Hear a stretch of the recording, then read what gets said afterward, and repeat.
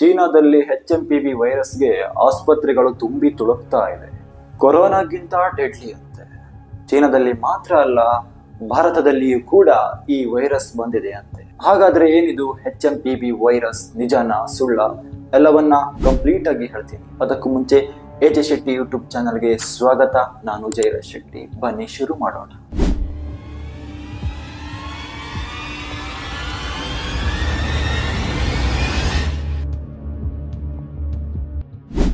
ಈ HMPV virus ಇತ್ತೀಚೆಗೆ ಬಂದಿದೆ ಅಂತಾರಲ್ಲ, ಅದು ಶುದ್ಧ ಸುಳ್ಳು.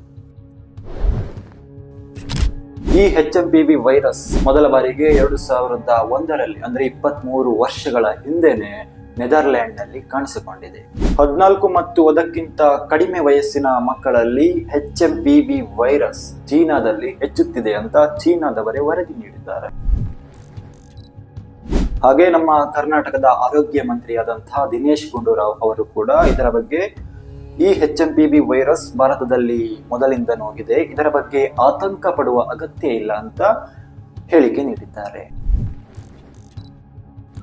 ಇದು ಮಕ್ಕಳಲ್ಲಿ ಅತಿ ಹೆಚ್ಚು ಉಸಿರಾಟದ ತೊಂದರೆ ತರುವಂತಹ ವೈರಸ್ ಆಗಿದೆ. ಅದರಲ್ಲೂ ತೀವ್ರ ಉಸಿರಾಟದ ಸಮಸ್ಯೆಯಿಂದ ಪ್ರಾಣ ಕಳೆದುಕೊಳ್ಳುವ ಮಕ್ಕಳಲ್ಲಿ 1% ಮಕ್ಕಳ ಸಾವಿಗೆ ಈ HMPV ವೈರಸ್ ಕಾರಣ ಆಗಿದೆ. ಇದನ್ನ 2021ರ ಲ್ಯಾನ್ಸೆಟ್ ಗ್ಲೋಬಲ್ ಹೆಲ್ತ್ ರಿಪೋರ್ಟ್ ಹೇಳಿಕೆ ನೀಡಿದೆ.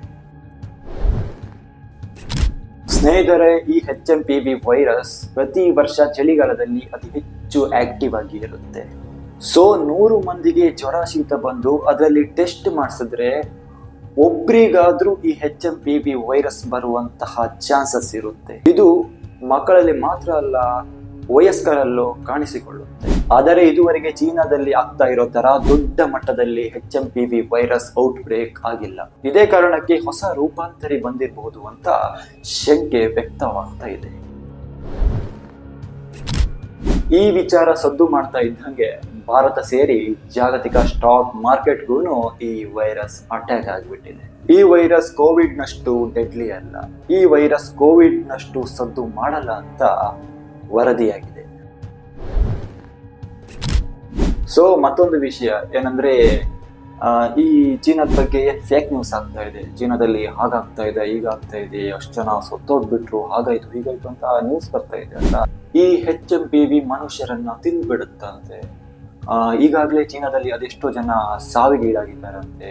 ಹಾಗೆ ಹೀಗೆ ಅಂತಾರಲ್ಲ, ಈ ನ್ಯೂಸ್ ಪಬ್ಲಿಕ್ ಮಾಡ್ತಾರಲ್ಲ ಅಂಥವರಿಗೆ, ಈ ಫೇಕ್ ನ್ಯೂಸ್ ಪಬ್ಲಿಕ್ ಮಾಡ್ತಾರಲ್ಲ ಅಂಥವರಿಗೆ ಚೀನಾದಲ್ಲಿ ಇದ್ದಂತ ನಮ್ಮ ಕನ್ನಡ ಯೂಟ್ಯೂಬರ್ ಆದಂತ ಮೊನ್ನೆ ಒಂದು ವಿಡಿಯೋ ಮಾಡಿದ್ರು.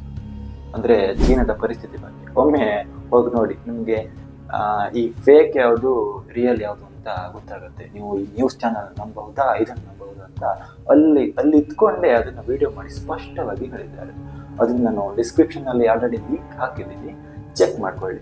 ಹಾಗೆ ಚೀನಾದಲ್ಲಿ ಹಾಗಾಗ್ಬಿಟ್ಟಿದೆ, ಹೀಗೆ ಹೇಗೆ ಇನ್ನು ಈ ಪ್ರಪಂಚ ಉಳಿಯಲ್ಲ, ಪ್ರಪಂಚ ಇಲ್ಲಿಗೆ ಎಂಡ್ ಆಗುತ್ತೆ, ಹಾಗೆ ಹೀಗೆ ಅಂತಾರಲ್ಲ ಅಂಥವರಿಗೆ ಸರಿಯಾಗಿ ಹೇಳಿದ್ದಾರೆ ಇವರು ವಿಡಿಯೋದಲ್ಲಿ.